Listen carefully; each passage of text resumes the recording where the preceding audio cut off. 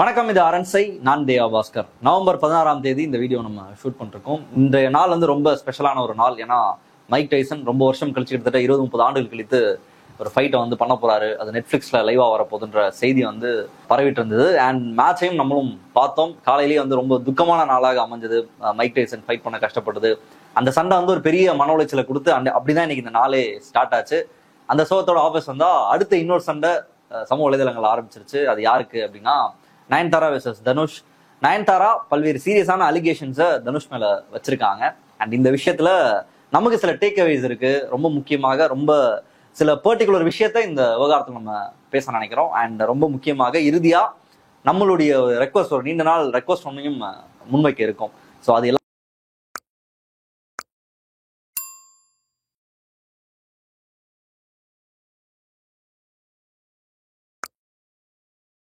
Beyond the fairy Dale அப்படிங்கிற documentary வெளியாக இருக்கு. அவங்களுடைய திருமணம் தொடர்பான அந்த டாக்குமெண்ட்ரி. இப்போ யூஸ்வலாகவே பெரிய நடிகர்கள் வந்து திருமணம் செய்கிறாங்க அப்படின்னா அதை வந்து இப்படியான கம்பெனிஸ் வந்து அதை டேக் ஓவர் பண்ணி அதை வந்து அவங்க ஸ்ட்ரீம் பண்ணுறத ஒரு வழக்கமாக மாற்றிருக்காங்க. அந்த வகையில் நயன்தாராவுடைய திருமணம் வந்து நெட்ஃப்ளிக்ஸில் வரப்போகுது அப்படின்றது அந்த திருமணம் நடந்த காலகட்டத்தில் இருந்து பேசப்படுது. ஏன்னா ஒரு 2-3 ஃபோட்டோஸ் தான் வெளியே வந்துச்சு. மற்றபடி ஊடகங்கள் யாரும் அலோவ் பண்ண படலை. வெளியே வந்து அவங்க ஃபோட்டோலாம் போஸ்ட் கொடுத்தாங்கன்னு நினைக்கிறேன். தாண்டி பெரிதாக அந்த வெட்டிங் பிக்சர்ஸ் எதுவும் வெளியே வர்றது அப்படி எதுவுமே நடக்கல. ஸோ இது எல்லாத்தையும் ஒட்டுமொத்தமாக நெட்ஃபிளிக்ஸ் பண்ண போறாங்க அப்படின்ற செய்தி வந்து அப்போ வெளியானது. அண்ட் இதை ஒட்டுமொத்தமாக கௌதம் மேனன் வந்து டைரக்ட் பண்ணியிருக்காரு. அவர் வந்து லவ் மூவிஸ்லாம் எப்படி எடுப்பார் அப்படின்றது தெரியும். இது ரியலான ஒரு வெட்டிங், எல்லாருடைய ஒப்பீனியன்ஸ் வாங்குறது அண்ட் ரொம்ப பியூட்டிஃபுல்லா அதை கொண்டு வர வேலையை வந்து கௌதம் மேனன் பண்ணியிருக்காரு. அதனுடைய முன்னோட்டம் கூட சமீபமாக வெளியாச்சு. வருகிற திங்கட்கிழமை வந்து அந்த டாக்குமெண்ட்ரி நெட்ஃபிளிக்ஸ் வந்து வெளியாக இருக்கு. இந்த சூழலை தான் நயன்தாரா ஒரு அலிகேஷனை முன் வச்சிருக்காங்க தனுஷ் மேல.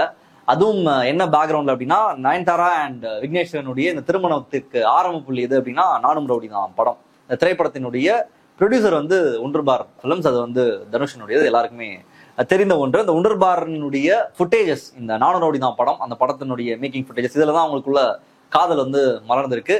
இந்த ஃபுட்டேஜஸ் எல்லாம் கொடுக்கறதுக்கு அவங்க வந்து ரொம்ப பிரச்சனை பண்ணியிருக்காங்க, ரொம்ப தயங்கியிருக்காங்க, அல்லது கொடுக்க மறுத்திருக்காங்க. என்ஓசி கொடுக்கல. குறிப்பாக அந்த படத்தினுடைய காட்சிகளையோ அந்த படத்தினுடைய பாடல்களையோ பயன்படுத்துவதற்கு அனுமதி கொடுக்கல அப்படின்றதான் நயன்தாரா முன் வச்சிருக்க சார்ஜ். அண்ட் வெறும் இவங்க இந்த அளவுல மட்டும் கடந்து போல, கிட்டத்தட்ட தனுஷ் மேல பர்சனலா தனுஷனுடைய கேரக்டர் தொடர்பாக பல்வேறு கேள்விகள் எழுப்பியிருப்பாங்க. எந்த பேசிஸ்ல எழுப்பியிருக்காங்கன்னா, யூஸ்வலாகவே இங்க இருக்கக்கூடிய இந்த சினிமா துறையில் இருக்கக்கூடிய ஒரு முக்கியமான பிரச்சனை நெப்போட்டிசம் அப்படின்ற பிரச்சனையில இருந்து கூட இந்த விஷயத்தை வந்து நயன்தாரா வந்து அணுகியிருக்காங்க. நானும் ரவுடி தான் படத்துல இருக்கக்கூடிய அந்த பிடிஎஸ் காட்சிகள், அந்த படத்தினுடைய பாடல்கள், அந்த படத்துல இருக்கக்கூடிய காட்சிகள், எங்க லவ்வுக்கு வந்து எது பேஸா இருந்திருக்கோ அதனுடைய எந்த பாட்டையும் நீங்க யூஸ் பண்ணக்கூடாது. அதனுடைய பிக்சர்ஸ், வீடியோஸ், சாங் எதையுமே நீங்க யூஸ் பண்ணக்கூடாது. அதுல இருந்து ஏதோ ஒரு 3 செகண்ட் யூஸ் பண்ணதுக்கு வந்து 10 கோடி ரூபாய் வந்து கேஸ் போட்டு தனுஷ் வந்து நோட்டீஸ் அனுப்பியிருக்காரு. ஸோ இப்படி பல அழுத்தங்களை இந்த டாக்குமெண்ட்ரி ஃபிலிம் மேக்கிங்ல தனுஷ் கொடுத்திருக்காரு அப்படின்ற பேர்ல தான் நயன்தாரா இந்த அலிகேஷன் எல்லாத்தையும் முன் வச்சிருக்காங்க.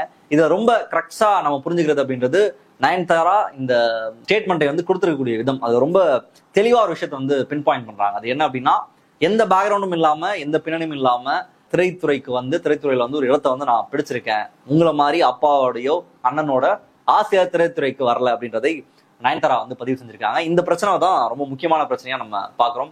நெப்போட்டிசத்தால என்ன ஆச்சு அப்படின்றது, சுஷாந்த் சிங் மரணத்தின் போது இந்திய அளவுல ரொம்ப முக்கியமாக பேசப்பட்ட விஷயம் வந்து திரைத்துறையில் இருக்கக்கூடிய நெப்போட்டிசம். அங்க இருக்கக்கூடிய திரை குடும்பங்கள், அந்த குடும்பங்கள் கட்டுப்பாட்டுல சினிமா இருக்குது. வெளியிருந்து ஒருத்தர் வராரு அப்படின்னா அவருக்கான ஸ்பேஸை கொடுக்கறது கிடையாது. அதை வந்து முடக்கிறதுக்கு, அவங்களை வெளியே தள்ளுவதற்கு, ஒருத்தர் திரைத்துறையில சாதிக்கணும் அப்படின்னா அவங்க இந்த குடும்பத்தினுடைய ஆசையோட தான் உள்ள வந்து ஏதாவது பண்ண முடியும். வெளியே நிறைய பேர் வெளியில இருந்து வந்து சினிமாவில் வந்து சாதனை எல்லாம் புரிஞ்சிருக்காங்க. பட் இவங்க எல்லாருக்கும் ஏதோ ஒரு வழியில அந்த குடும்பத்தினுடைய அங்கீகாரங்கள் எல்லாத்தையும் கிடைச்சாதான் அதை பண்ண முடியும்ன்ற ஸ்பேஸ் வந்து இவங்க உருவாக்கி வச்சிருக்காங்கன்றத அப்போதே பேசப்பட்டது. குறிப்பா ஹிந்தியில எப்படி ஒரு 4-5 ஃபேமிலி கண்ட்ரோல் பண்றாங்க, தெலுங்குல எப்படி ஒரு 4-5 ஃபேமிலி கண்ட்ரோல் பண்றாங்க, தமிழ்ல எப்படி பல குடும்பங்களுடைய ஆதிக்கத்துல சினிமா இருக்கு. இன்னைக்கு சூர்யா ஃபேமிலி எடுத்துக்கலாம், இன்னைக்கு நடிகர் விஜய் எடுத்துக்கலாம், வெங்கட் பிரபு அந்த ஃபேமிலி எடுத்துக்கலாம், தனுஷ் ஃபேமிலி எடுத்துக்கலாம், இப்படி நிறைய ஃபேமிலிஸ் இருக்காங்க. இவங்களுடைய கண்ட்ரோல்ல எப்படி சினிமா இருக்கு அப்படின்றதையும் அப்ப எல்லாருமே பேசினாங்க. அதுதான் ரொம்ப முக்கியமான விஷயமா நம்ம வந்து பாக்குறோம். வெளியில இருந்து ஒருத்தர் உள்ள வராரு, சினிமால வந்து அச்சீவ் பண்றாங்க அப்படின்னா அவர்களை வந்து எப்படி இவங்க டார்ச்சர் பண்றாங்க. இதே மாதிரியான பிரச்சனை வந்து சிவகார்த்திகேயன் வந்ததையும் இந்த இடத்துல நம்ம சுட்டிக்காட்ட விரும்புறோம். அவரும் வந்து அவருடைய திரைப்படங்கள்ல இஷ்யூஸ் வர்றது, அண்ட் அவர் வெளியில இருந்து வந்திருக்காரு, அவருக்கு எந்த பேக்ரவுண்டும் இல்லை, அவர் சினிமால அச்சீவ் பண்றது அப்படின்றத எப்படி இங்க இருக்கக்கூடிய இந்த மாதிரியான ஆல்ரெடி இந்த இடத்த ஆக்குபை பண்ணிருக்கக்கூடிய ஃபேமிலிஸ், அதுல இருந்து வரக்கூடிய அந்த வாரிசுகள் எல்லாம் எப்படி அதை முடக்கிறாங்க அப்படின்றதெல்லாம் நம்ம நேரடியாக பார்த்தோம். ஸோ இந்த பிரச்சனையை வந்து நயன்தாரா வந்து ரொம்ப முக்கியமா எழுப்பியிருக்காங்க. அண்ட் இன்னும் ரொம்ப முக்கியமான விஷயம் என்ன அப்படின்னா, தனுஷனுடைய திரைப்படத்துல முன்னால நடிச்ச பார்வதி அவர்கள் அவங்க வந்து இந்த நயன்தாரானுடைய ஸ்டேட்டஸ் வந்து ரீபோஸ்ட் பண்ணியிருக்காங்க. அண்ட் அதுல போய் அவங்க சாலிடாரிட்டி கொடுத்துருக்காங்க. இன்னும் எத்தனை பேர் வந்து தனுஷ்க்கு எதிராக பர்சனலான விஷயங்களை கேட்க போறாங்கன்றது தெரியல. ஏன்னா நயன்தாரா வெறும் இந்த இஷ்யூவோட ஒரு நோ அப்ஜெக்ஷன் சர்டிபிகேட் கொடுக்க மாட்டாரு, அவருடைய திரைப்படத்தினுடைய ஃபுட்டேஜஸை வந்து யூஸ் பண்ண விட மாட்டாருன்ற அளவுல முடியல. ஒரு கம்பெனிக்கும் இன்னொரு ஒரு கஸ்டமருக்கும் இருக்கக்கூடிய பிரச்சனை மாதிரி இது இல்லை. இது வந்து ரெண்டு தனிப்பட்ட நபர், என்னுடைய வளர்ச்சியில உனக்கு பொறாம இருக்கு, விக்னேஷனுடைய வளர்ச்சியில பொறாம இருக்கு,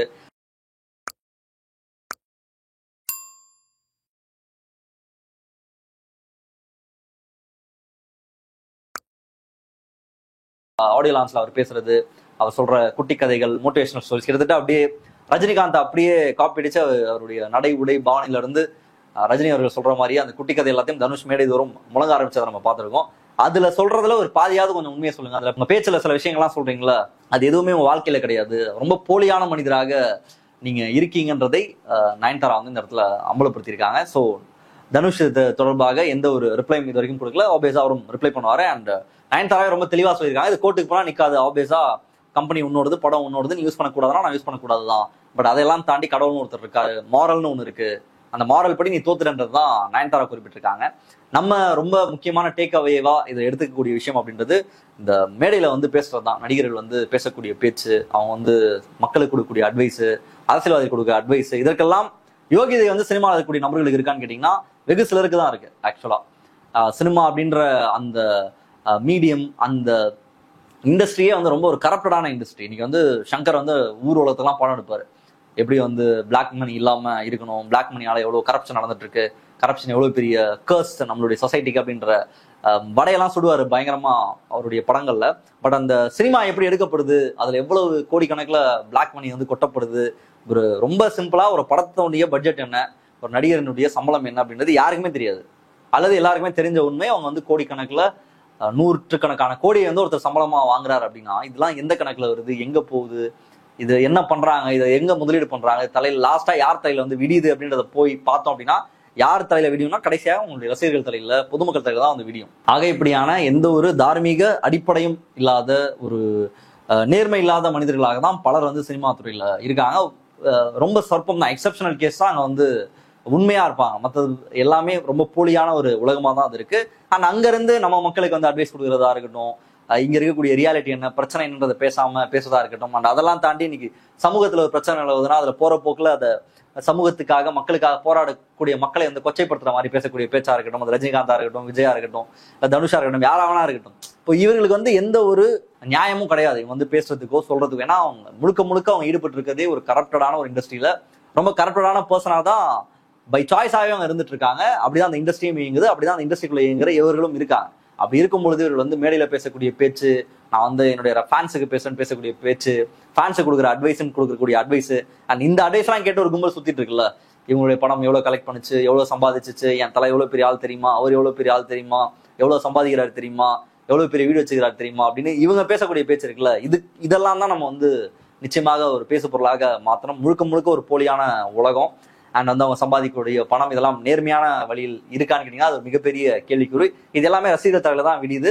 ஆனா அந்த ரசிகர் தலையில ஏறி மிதிச்சுதான் இவங்க வந்து கோட்டை கட்டிட்டு இருக்காங்க. அண்ட் அது மட்டும் இல்லாம இந்த கிரிஞ்சோட இவங்க பண்ணி முடிச்சுட்டு போனா கூட பரவாயில்ல, கடைசியா இவங்க எங்க வருவாங்கன்னா இந்த மாதிரியான குப்பை பேச்சு ஆடியோ லான்ச்ல பேசி அதுக்கப்புறம் அரசியலுக்கு வரேன், நான் வந்து அரசியல்வாத்தையும் மாத்துறேன்னு சொல்லி அங்க இருந்து அரசியலுக்கு வந்து இங்க நான் வந்து அரசியல்வாத்தையும் புரட்டி போட போறோம், இருக்கிற அரசியல்லாம் ரொம்ப கேவலமா இருக்கு, அரசியலுடைய அடிப்படையே தெரியாது, என்ன நடந்துட்டு இருக்கு, சமூகம் என்னவாக இருக்கு, மக்களினுடைய பிரச்சனை என்ன, மக்களினுடைய அடிப்படை தேவை என்ன, மக்களினுடைய வாழ்வாதார தேவை என்ன, யார் மக்களுக்கு எதிரானவர்கள், யார் மக்களுக்கு ஆதரவானவர்கள், என்ன மாதிரியான அரசியல் மக்களுக்கு கொண்டு போகணும், கல்வியில என்ன பண்ணணும், வேலை வாய்ப்புல என்ன பண்ணணும், பெண்கள் பாதுகாப்புக்கு என்ன பண்ணணும், என்கவுண்டர்ஸ் நடக்குது, இது தொடர்பான உங்களுடைய ஒப்பீனியன் என்ன அப்படின்றது தொடர்பான எந்த புரிதலும் இல்லாம நேரடியா நான் வந்து படத்தை நடிச்சிட்டேன், கோடியா சம்பாதிச்சிட்டேன், உங்களை ஏமாத்தி உங்க பாக்கெட்ல இருந்து உருவிட்டேன், அதுக்கப்புறம் நான் வந்து அரசியலையும் வந்து உங்களை ஆட்சி செய்ய போறன்ற திமுறையும் நம்ம தான் கொடுத்து அனுப்புறோம், அங்க வந்து உட்கார்றாங்க. ஸோ இதுதான் இந்த இஷ்யூல நம்ம பார்க்க வேண்டிய முக்கியமான பிரச்சனை. நீங்க வந்து ஒரு ஆதர்ஷ நாயகனாக கொண்டாடக்கூடிய எல்லா மனிதர்களும் சாதாரண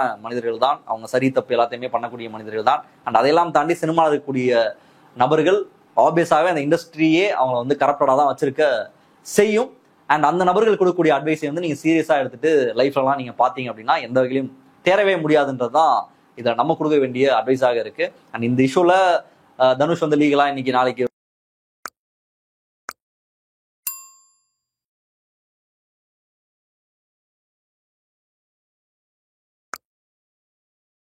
அப்படின்றது இந்த சினிமா உலகமே ரொம்ப போலியான உலகம். அங்க வந்து பல்லாயிரக்கணக்கான கோடிகள்ல பணம் புழங்குது. இதெல்லாம் வாங்கிட்டு நம்மள்ட்ட வந்து சமூகத்தில் நடக்கிற பிரச்சனையை பற்றியோ எதுவும் தொடர்பான எந்த ஒரு பிரச்சனையும் இல்லாத சமூகத்தை உருவாக்குறது தான் இவங்களோட வேலை. நான் தாண்டி உங்களுடைய கன்சர்ன் அப்படின்றது எதுவுமே கிடையாது.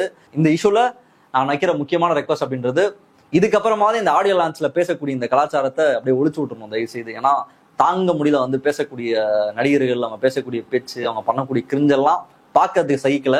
அதெல்லாம் இந்த பிரச்சனையை ஒட்டியாவது இதெல்லாம் ஒரு முடிவுக்கு வந்தால் நல்லா இருக்கும் அப்படின்றது தான் நம்மளுடைய வேண்டுகோளாக இருக்கு. உங்களுடைய பார்வை என்ன அப்படின்றத கமெண்ட்ல போடுங்க. மற்றவர்கள் சந்திப்போம். நன்றி, வணக்கம்.